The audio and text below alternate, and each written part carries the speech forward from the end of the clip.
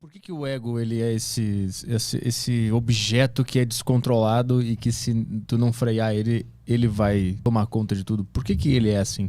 Então, a gente entra já nas teorias da psicanálise, né? A gente tem o id, a gente tem um ego, a gente tem um superego, né? E eles ficam se equilibrando entre si ali. O ego sou eu, sou Lucas, RG tal, né? Sou pai da Florença, trabalho com hipnose, com PNL, né? Tenho as minhas vontades, né? O meu id, ele quer realizar os meus desejos, as minhas fantasias, as minhas funções e necessidades fisiológicas. Quero fazer xixi, quero fazer cocô, quero beber, quero fazer sexo. Ou seja, essa parte da nossa neurologia, ela quer as coisas. E o superego, ele se baseia nas normas, na cultura, na sociedade. Por isso é errado. Pô, não vai fazer xixi aqui, espera um pouquinho, vai no banheiro daqui a pouquinho, né? O cachorro não tem isso. O cachorro entra numa padaria, ele faz um xixi lá. Ele pega um pedaço de pão, ele não passa pra pagar no caixa. Por que a gente para, espera? Poxa, eu tô com fome, queria comer esse brigadeiro, mas tem que pegar essa fila. Porque a gente tem um córtex pré-frontal mais desenvolvido que faz isso. Mas algumas pessoas que têm, inclusive tem estudos científicos que falam isso, uma deficiência maior no córtex pré-frontal, que pode ser devido inclusive a uma pancada que ela teve na infância, por exemplo, ela fica com o córtex prejudicado e aí o id prevalece. Então a pessoa que faz uma coisa que fala assim, meu Deus, que isso? Isso não se faz, é errado, não tem filtro, né? E o ego, ele fica no meio disso. Então o ego, ele vai depender dos meus valores sociais, culturais, da minha criação, da minha religião, se eu tiver, certo? Do que é certo, do meu conceito do que é certo e errado. E o meu id, ele não quer saber, ele quer realizar as coisas.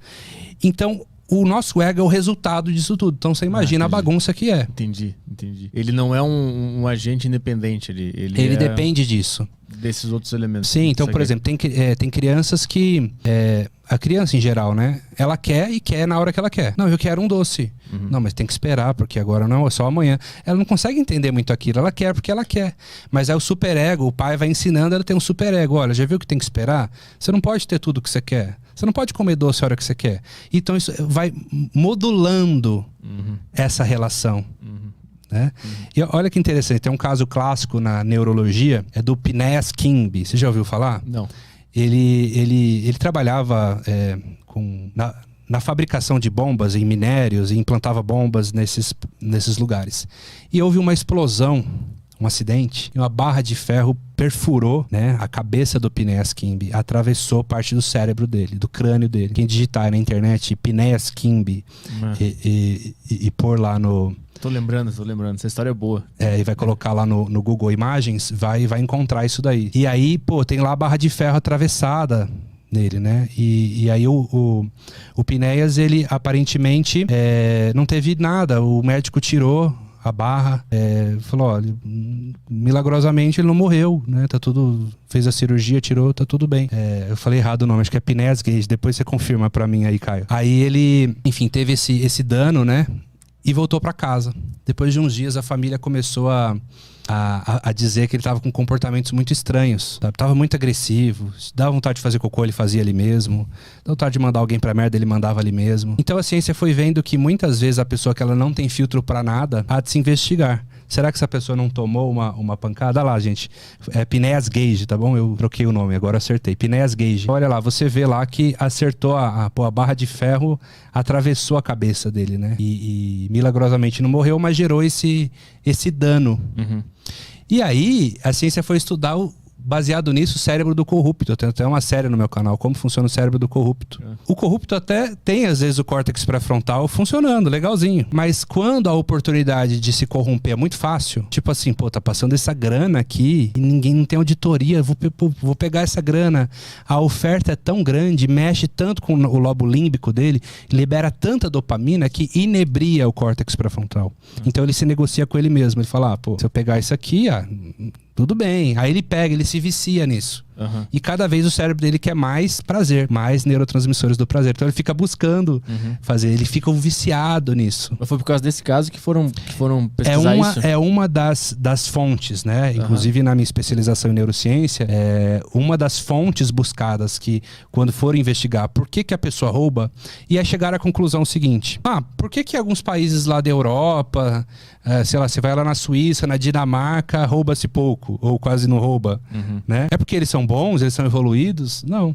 É porque a aparente punição é maior, é mais severa. E aí vai moldando o cérebro das pessoas. Então você ativa a amígdala cerebral, que é aquela que eu falei, de luta e fuga, que é o radar social. Então o cara, ele fala assim, pô, eu queria pegar 500 mil aqui. Mas caramba, se eu pegar isso aqui dá cane, não tem negociação. Então, cientificamente falando, a impunidade, ela molda o cérebro daquele povo pra ficar cada vez pior. Sim, sim. Porque se não tem nenhum tipo de punição, se é muito fácil... É aquele ditado, a oportunidade faz o ladrão. É muito fácil. Tem um monte de lacuna na lei, tem um monte de forma de depois sair ou de negociar, não é? No Brasil a gente sabe que é assim. Então isso gera oportunidade, né?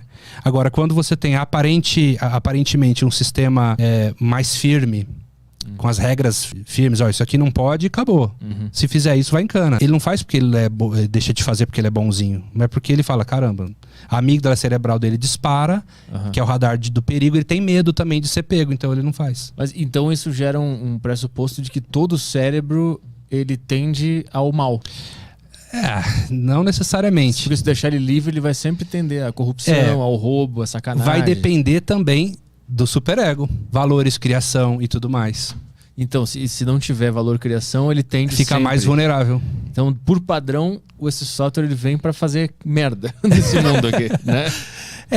A gente precisa de receber algum tipo de não. O não é importante. Por exemplo, os pais que estão em casa, não pode dizer sim para tudo para a criança.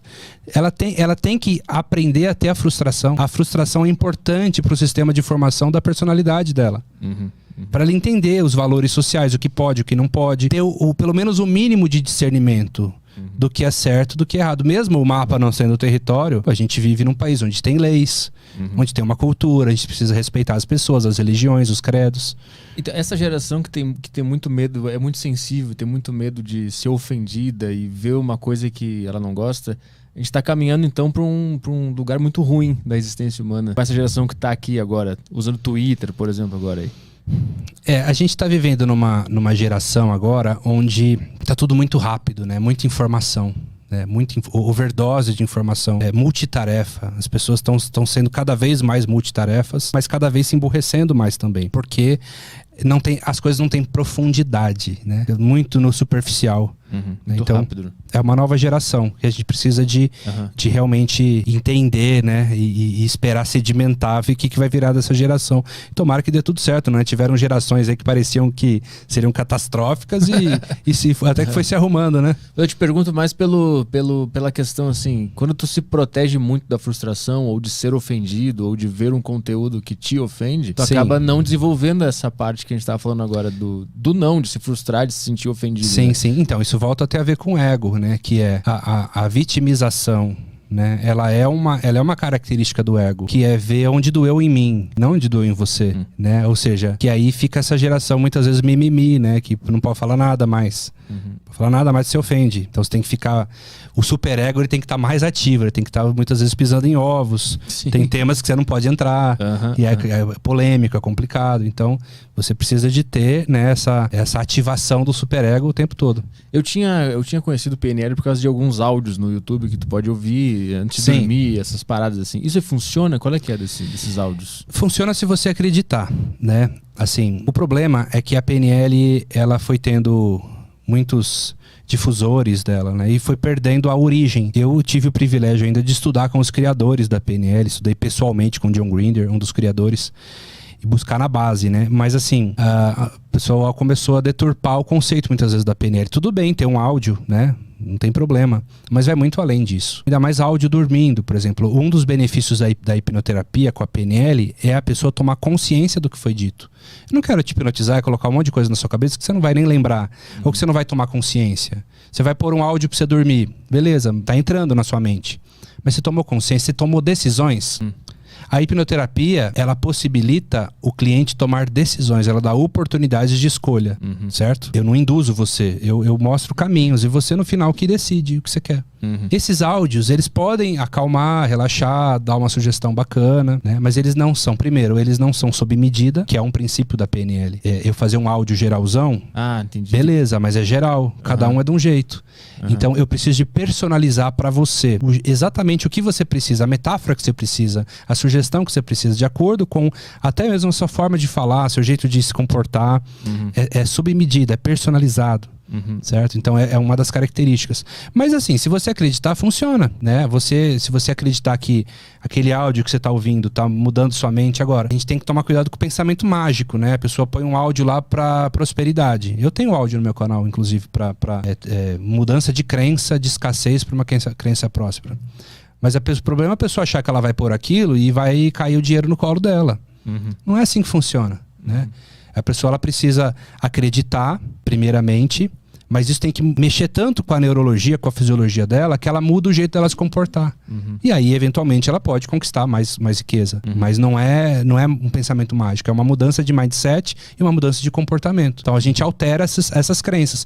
Ora, é óbvio que uma pessoa com crenças limitantes financeiras, com crença de escassez, colocar ela para vender um produto do lado de uma pessoa que acredita que ela é a melhor vendedora do mundo, que ela é simpática, que ela vende bem, é claro que essa aqui vai vender melhor do que a outra. Ela acredita tanto que ela vai falar do produto com paixão, com êxtase, com ânimo, ela vai ser mais empática. Mas aí como é que entra a questão de personalidades?